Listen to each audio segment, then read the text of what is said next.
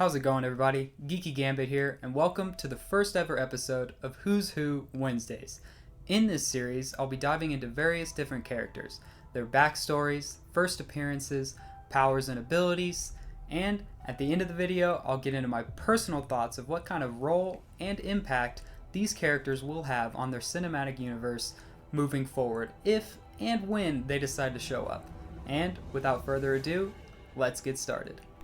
With the recent release of Loki Season 1, I figured it would only be fitting for me to have my first episode be about Kang the Conqueror.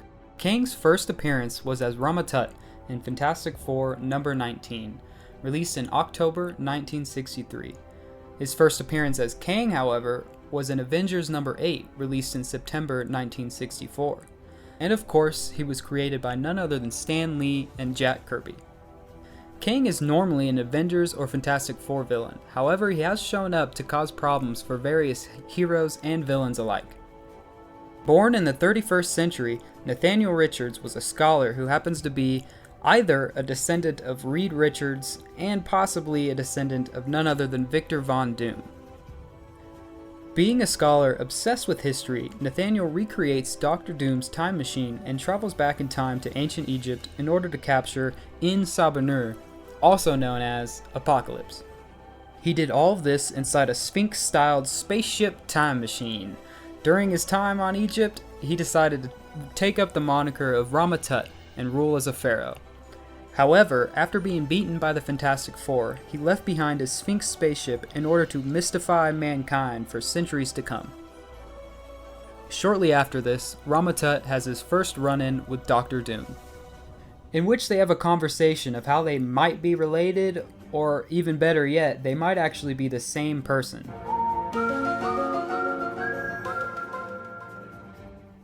After this convo, Ramatut makes himself some Dr. Doom-inspired armor and renames himself once again as the Scarlet Centurion. However, this name change and rebranding didn't last very long, and the next notable time in which we see him, Kang finds himself on a barbarian planet and decides to take it over to rule once again. And this is where Kang first becomes the Conqueror in which we know and love today.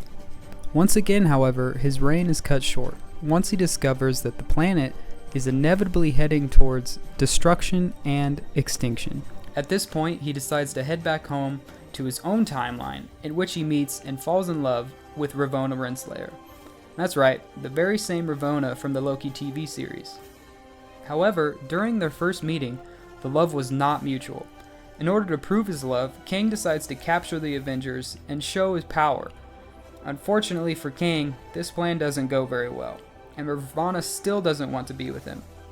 After this, a battle ensues, in which Kang's army attempts to usurp him when he refuses to kill Ravonna for her disobedience. Kang and the Avengers then team up to fight the army, and in a saddening turn of events, Ravonna is shot and killed trying to protect Kang, showing that she did indeed have feelings for Kang. And of course, Kang then goes full-on psycho villain mode and decides to keep her body in stasis, then makes a deal with the Grand Master to grant him the power over life and death. And of course, in natural Grand Master style, the deal is a series of battles, in which Kang uses his new team-up buddies, the Avengers, to partake. However, during these battles, the Avengers only actually win one of them, so the Grand Master only grants Kang one of the powers of his choosing. Not so surprisingly, Kang chooses the power over death, and just before he's about to strike down the Avengers once and for all, he is stopped by none other than the Black Knight, who notably will be making his first MCU debut in the Eternals movie coming out later this year, and he will be played by Kit Harington, also known as Jon Snow. Kang, of course, then goes out, appearing in many different Avengers and Marvel comics, most of which he is attempting to kill our heroes' ancestors in order to prevent them from ever being born in the first place, only to be thwarted by one way or another. Not too long after the death of Ravonna, Kang gets transported into the Limbo world, where he discovers various timelines, some of which Ravonna survived. So, Kang transports this Ravonna to him, to once again be with his love. However, in doing so, Kang realizes that his endeavors have created various variants of himself, and with now a new goal to be the only Kang, He then sets out and starts hunting them down one by one. Once he finally believes that his task is complete, Immortus shows up, however, revealing his death to be a fake. And thus, Immortus becomes the final version of Kang. And this is where we end up in the Loki TV show. Much like the TV show, Immortus is tasked with keeping the integrity of the time stream now that all the Kangs are gone. This shows that what Immortus says to Loki and Sylvie at the end of Loki Season 1 is indeed true. Regardless of what happens, one of the new variants of Kang will inevitably become Immortus and once again look after the timeline. And thus, going full circle. Powers and abilities. Surprisingly enough, Kang does not possess any superhuman abilities. He is, however, a genius and one of the smartest beings in all of Marvel.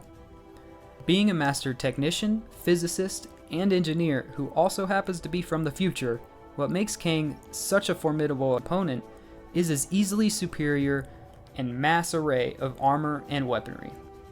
For example, his armor not only increases his durability and strength exponentially, but also grants him the ability to create holograms of himself, shoot energy blasts from his hands, create force fields, and even control outside forms of technology. An example of this is Kang has shown the ability to practically summon various weaponry from any timeline. Now, in terms of what sort of impact Kang will have now that he's officially in the MCU, this is a tough one, because with the introduction of variants and the breaking of the multiverse, the possibilities are truly endless. We could get things as wild as the original Fantastic Four and X-Men cast making appearances. They could use this as an explainer for mutants and Inhumans in general. I'm telling you, the list goes on and on. However, our next known appearance of Kang will be in Ant-Man Quantumania. With the Pyms and Lang's knowledge of the quantum realm and time travel, I personally think this is the perfect time to set up yet another Time Heist 2.0 and attempt to beat Kang at his own game, traveling to various points in time, chasing him down, and more than likely causing more problems in the process.